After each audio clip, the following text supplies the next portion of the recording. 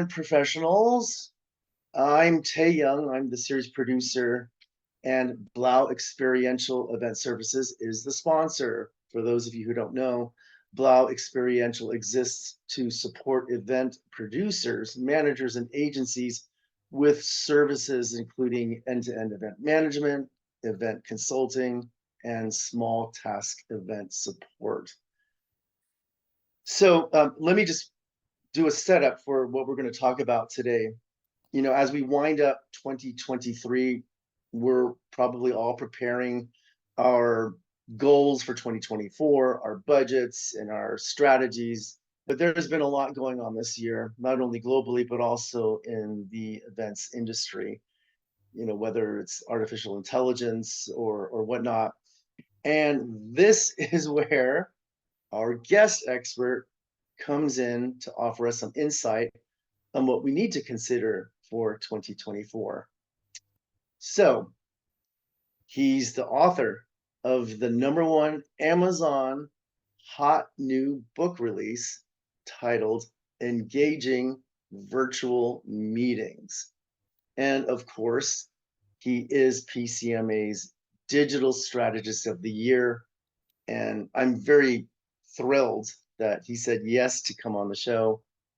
I would like to welcome the very skilled and the very talented, the very engaging speaker, Chen.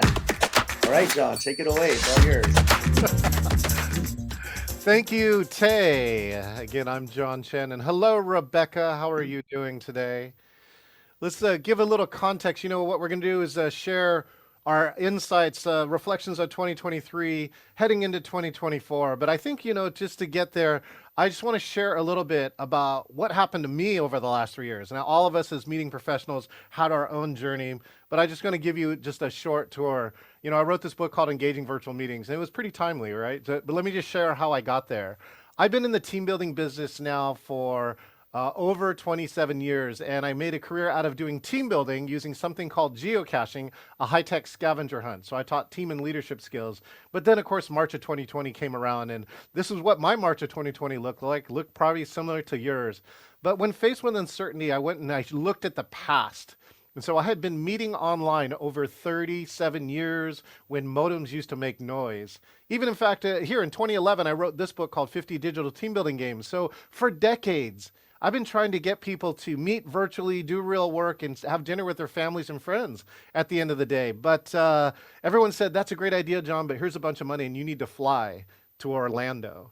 So I'm sitting in my office again. I don't make vaccines, but I do know how to make your virtual meeting better. So I put a class that was for free on Eventbrite, and over 5,000 people took it in 2020.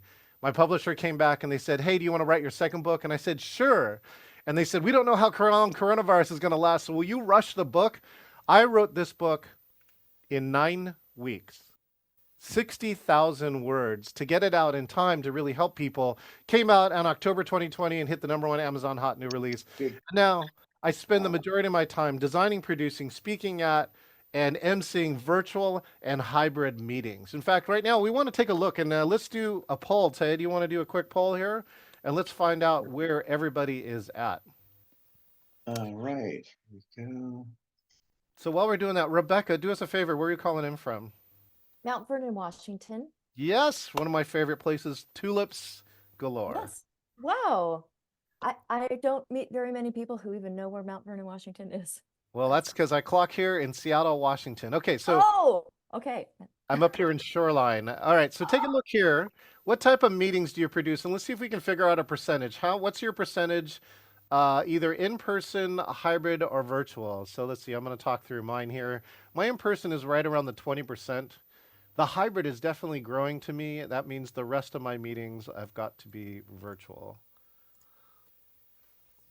And tell you, what about you? I know you can't vote as a host, but I'm just trying to figure out for you. Well, thank you. I've been trying to click on this. But yeah, I think it's like about 60% in person, and then virtual will be, you know, the remainder. Don't have anything that's going on hybrid right now. Well, can I ask a quick question? Tay, yeah. Did you want to be sharing your slides right now? I do. Do you not see them? Oh, yeah, I still see that first one, the New Year's resolutions. You want to be sharing that slide? Okay, just checking. Yes, that's correct. Thank you. So kind. All right. So Let's see what you got. end that and share results. Okay, let's see. We got the majority of people here, 20 to 30% in person. Oh, interesting. Okay. Hybrid, about 30% for both of us. And then the remainder, let's see, 50% to 30% virtual. So, Rebecca, it seems that they're good, that virtual and hybrid is still a key part of your mix. Is that right? Yes, that's correct. Yeah, Okay. in person becoming more, but they're split equally for sure. Perfect. Perfect. So, John, I had a question. I mean, you were ahead of the game on all of this. So even before COVID, like what was it that you saw about virtual? What from that just sparked your interest and why? Well, the key here, of course, in 2020 is that everybody had to go virtual, and there were massive challenges. What I love to say is like I think Zoom, for instance, went from 15 million daily users to like 360 million. That's the equivalent of the United States moving into a country in like 2 months or less. And so that's where the challenges came about. And I felt like I had something to give back on that because we were experimenting so much in virtual that we knew what the best practices were, but the funny part was that nobody wanted to do it. Right. So, even if there were cost savings or other types of things that are there at the time, nobody wanted to do it. And now, right, everybody had to do it. So, a need finally materialized. And a lot of us might like to say sometimes in our careers, we're the best overnight 20-year success you ever met. And what we mean by that is that we trained for 20 years and maybe something else. And now, you can actually apply it to something that just showed up. And so that's what happened on virtual. To me, it was great. Mhm. It was 2021 and 2022 business wise were some of the best years for me, not only in revenue, but in net profit too, because I used to Mhm. spend 160 plus days on the road. And now Wow. with not doing that, I have a 17-step commute, and I actually enjoyed it, and it turned out to be a benefit for me based on the experience that I had collected in the years before. Yeah, and can I just add a comment? So I was with a tech company, global tech company, and when they did implementations with their global customers, they would literally fly out an implementation team to the destination. They were flying to New Zealand, they were flying to France. When COVID hit, everything went 100% virtual, and I don't think it's going to go back to occasional, maybe strategic meetings will happen, but I thought that was quite a change, and a huge cost savings, as you can imagine. So the thing that I saw in 2023, Tay, is that the virtual, at least at the beginning of the year for me, did decline, right, as the world started to reopen up. And I think, we're humans. We have this backlog of emotional connection that we wanted. And so the statistics are showing that too, that many of the levels in 2023 are very close to 2019. And I have some good news for 2024 that I'll share coming up. So virtual did decline on some part, but I also got to tell you, right, Tay, we're starting to see layoffs, or have seen continual layoffs and other challenges in the business, and that has re-sparked the virtual because there are some places that said, "Hey, I want to fly everyone back for this, meeting," and headquarters comes back and says, "Nope, you can't." So they will come back to virtual knowing that they can do it. And I think that's the one benefit. That's kind of the gift that coronavirus gave us, is that it says how much virtual is possible. And it now opened up a solution when before people wouldn't even consider it. Hmm. Yeah, I think that it was a forced conditioning, and just personally, I've actually been working remote since 2016, way before COVID, and I actually just did my own personal test, actually during 2020, when we could not go to the office, even if we wanted to. But there was a time that we did go back later on, and I actually took notice of how many more in-person meetings that I was having versus being from home and having Zoom or GoToMeeting or something like that. there was not an increase. I literally went into the I went into the office in San Francisco, for example. I put down my laptop Yeah. on the little hoteling station, and I just started working. I might have said hi to a few people, but I didn't really engage anymore. It was all virtual, right? All, you know, all the, Previously, yeah. that's right. That is absolutely correct. So now, what about the like hybrid for you now? Being that we're in this time that we're going back to face, coming out of COVID with all the virtual, what are the trends, or what are you noticing about that? And what do you like about it or not like about it? Now, I see hybrid increasing, right? This is another side effect of the last 3 years where people know they can get access to a meeting without maybe the travel and expenses. And one of the conferences that I work in is a government social media conference. And it's really fascinating that they have like 950 in person attendees, but they have over 650 virtual attendees in their hybrid. And many of them came back and said, we would not be able to attend if it wasn't for this virtual option because of the additional cost of going in person, right? Whatever the ticket cost is, you now got to pay a flight and hotel and travel and all these other types of things.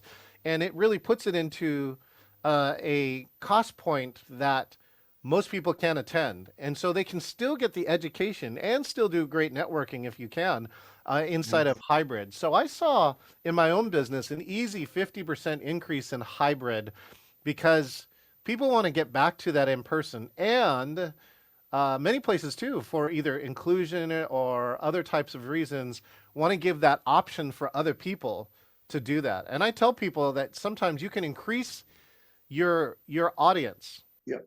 by offering the hybrid, and sometimes we've even 50% to double the audience size using hybrid. And the most common complaints right now is too complicated, right, and too expensive. And I'm really gonna give the shout out here to a lot of people that look for alternatives, right? Look for alternatives because hybrid just needs the access. And so you can sometimes do it with your own equipment. Sometimes you can do it with a lot less expensive equipment. And that actually led me to this little invention here. I'm going to show you.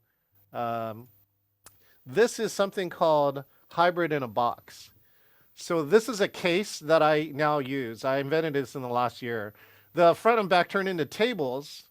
And so what I can do is the hardest part about hybrid is that I calculated it take me over 8 hours to prep and then set up all the equipment for hybrid. So why I created this hybrid in a box is that I can leave 80 to 90% of the cables plugged in.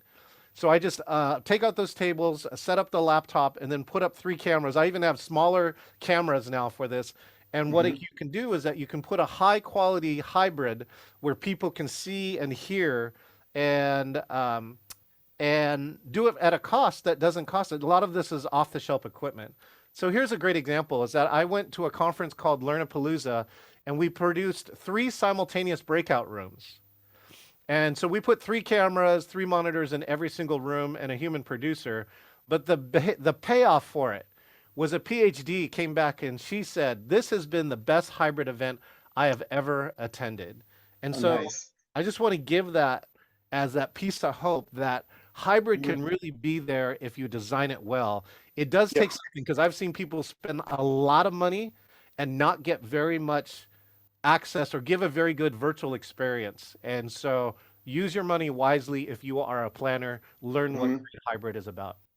One thing I just wanted to add, John, was yes, on the extension of the event being available to those who can't afford, let's say, go to the event, but also when it's recorded, it goes to those who aren't even thinking of the event later on. So meaning that the recordings from a virtual platform will just keep extending it over and over, and it can be used as content for whatever reason that you might have later on in the year or in the future.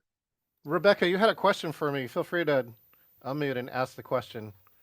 Yeah, I actually have 2. So that whole setup, the cameras, tripods, your laptop, monitors, the box, everything.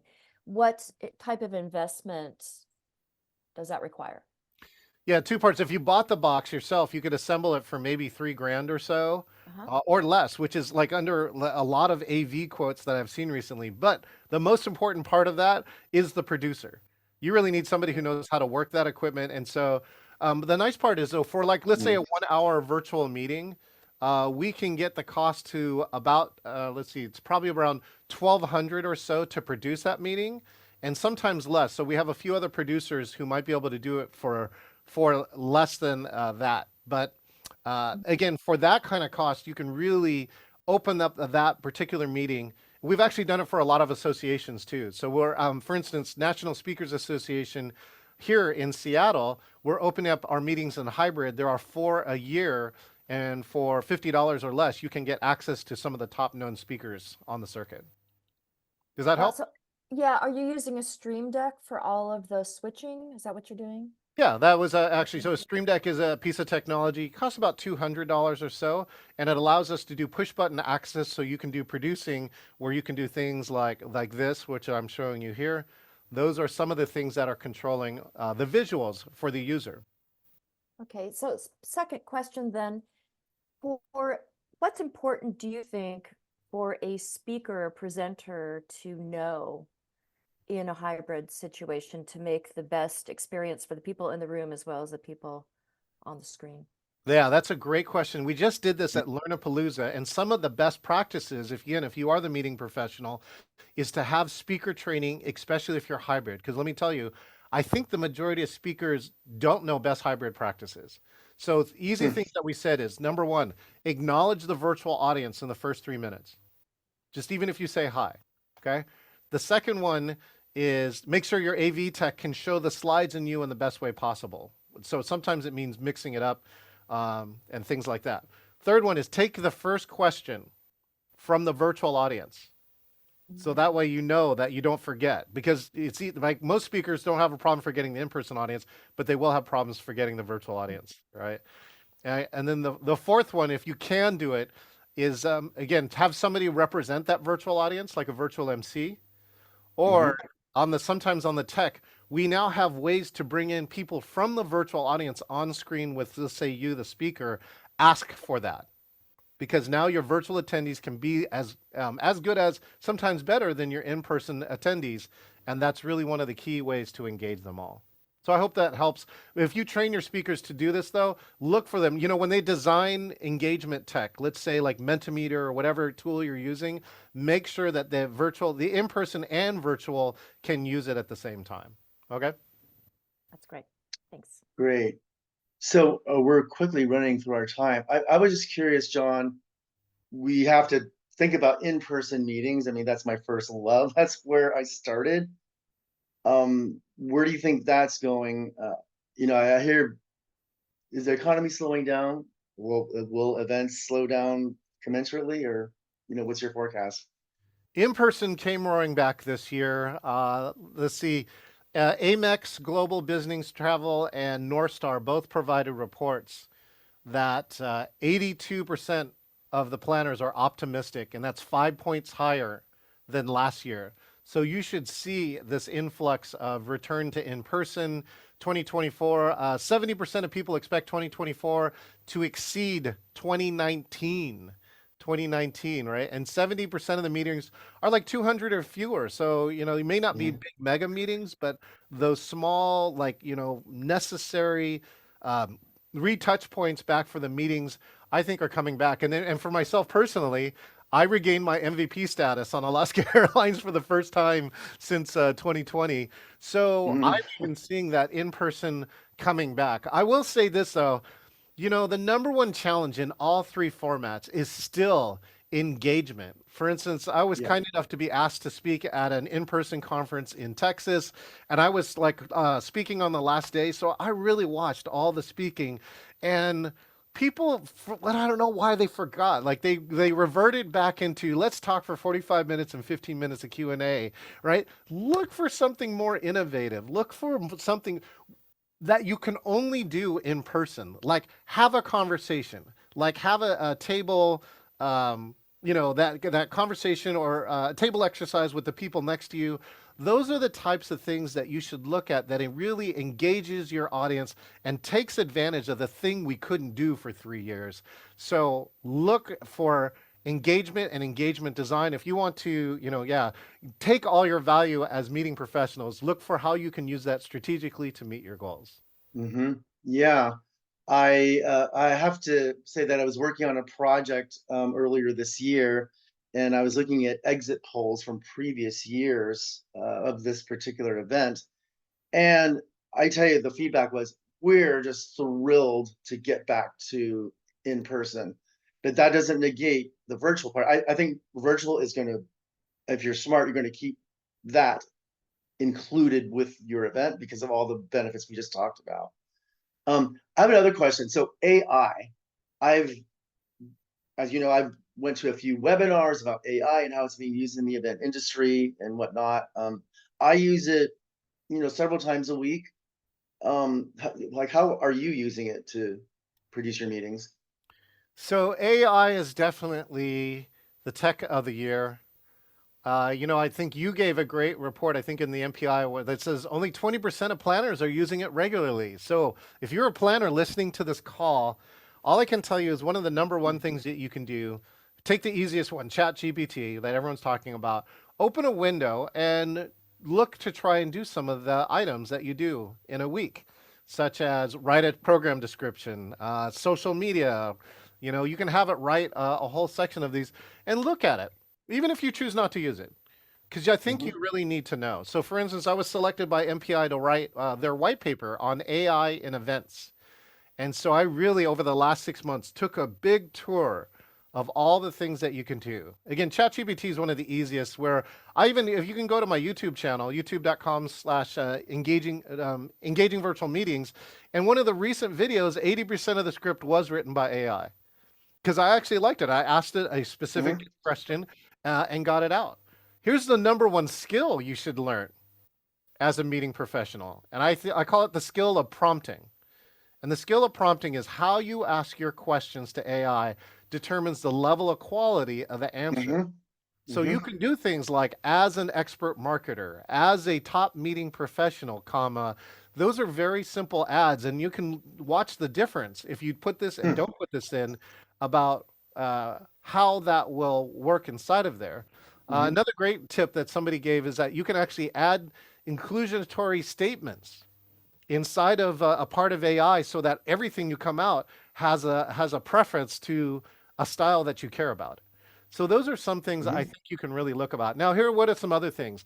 I actually had the AI do the voiceover, right? So I needed a voiceover to one of my intros in one of my virtual talks. So I got a woman to do the AI voiceover.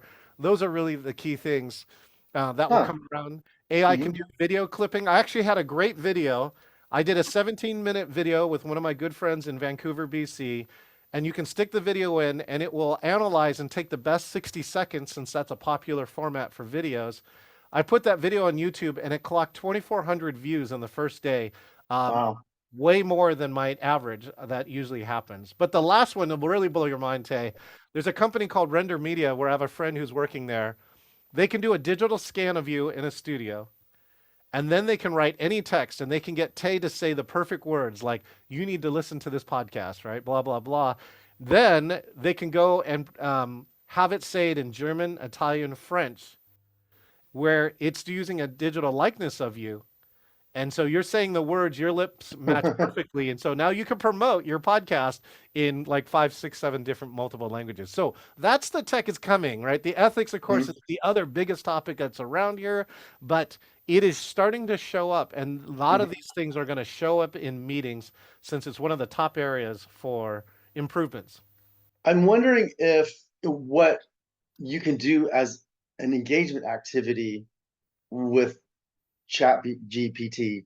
I'm thinking that I haven't seen an event just yet, or maybe I haven't come across the right one that says we're going to have this interactive GPT session. So I think there's a lot there. Maybe you should ask Chat GPT, how would you use yourself in an engagement session at a conference? In one of the meeting platforms now, you can actually build an entire run of show for a conference. Oh, really? And it's a virtual platform, so what it Yeah. can do is if you ask for a virtual conference, it will actually put in engagement pieces inside of there that are like, like polls like we did today, chat Mhm. activities and other things like that. So there is places where they can create run of shows for an entire conference, which is kind of what we do. Again, here's the key part. If it's going to go out with your name on it, review it and review it carefully. So Yep. that way you know that everything that is on there is on board. But I can tell you the tech is out there, and I can also tell you it's probably for me about 80% right, which is pretty good. Yeah, but you're right. You've got to review the content and proofread it because I've seen things come through on my content and I'm like, what does that mean? And I just don't want to be held up to that. Well, what I, So, I tell you, you'll love this. Somebody gave the quote too, which is that you're not going to lose your job to AI, and you're most likely going to lose your job to a meeting professional who does know AI. yeah, I'll yeah. leave it at that. I just think it makes us more efficient. And I'm still discovering it myself, but I think those times when I'm trying to brainstorm and come up with content, at least it's something that I can go to Yes. as a starting point, even if I might not use what it outputs, but it just keeps me creative. So we're at 10:29, and this has really gone quickly. John, we're gonna have to continue this because I love hearing you talk. I love your insight, and I love hearing about all of your experiences. And this is going to go out to our the audience that's going to get the recording. I'm sure they will love this. But I do want to see you again. Let me just go to some closing before we run out of time here. So uh, please, and anybody that has attended a event with Second Tuesday events for event professionals, please look up this group in LinkedIn. Just make a request to join, and you'll be admitted, and you can network with anybody, any of the speakers, any of the other attendees. And then just a quick reminder: January 2024, the new year. I tentatively have Joan Eisenstadt, who we all know as the guru of sourcing and contracting. She'll be doing a session on January 9th on 2024. Time to be announced. Everybody, thank you so much for attending and holiday greetings. And I'm just going to point out, these are all the official holidays that are happening in December. I have a lot of reading to do so that I learn about some of them, but it is an important month for everybody around the world. So, holiday greetings and Happy New Year. Thank you.